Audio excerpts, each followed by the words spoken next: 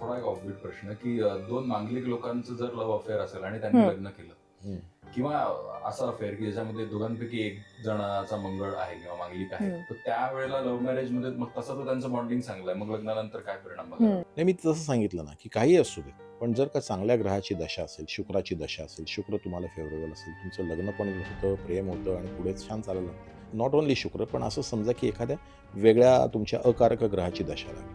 तर समजा की तुमच्यामध्ये प्रचंड वाद सुरू होतात त्यावेळेस. कारण त्यावेळेस मग खरं स्वरूप बाहेर येतं. म्हणजे कारक ग्रह किंवा जो काही परिणाम असतो तो दशा देतात. परिणाम देण्याचं ताकद किंवा शक्ती ही दशांमध्ये आहे. म्हणून तर दशांचा अभ्यास हा बघायचा. तर हा प्रश्न अगदी योग्य आहे, की एखादा संसार चालू आहे आणि तेव्हा मात्र प्रेमविवाह वगैरे झालेला आहे आणि सगळं छान चाललेलं आहे. काही वर्षांनी मग दोघांमध्ये वादविवाद किंवा भांडणं निर्माण झालेली आहेत. हे कशामुळे होतं?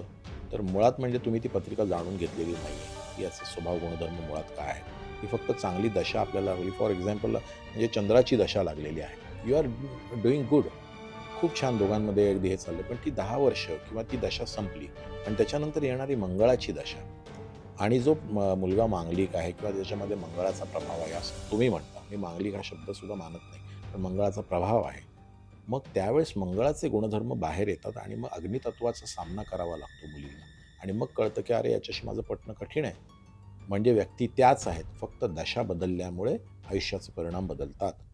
म्हणून ज्योतिषशास्त्रात प्रेडिक्शन्ससाठी फक्त गोचर बघून चालत नाही, की हा ग्रह इथं आला, आता या राशींना चांगलं, असं नाही. त्याच्याबरोबर त्या वैयक्तिक व्यक्तीची दशा कुठली चालली आहे, अंतर्दशा कुठली चालली आहे आणि त्यावेळी तो ग्रह तिथे आलेला आहे. मग त्याचे परिणाम मिळतात.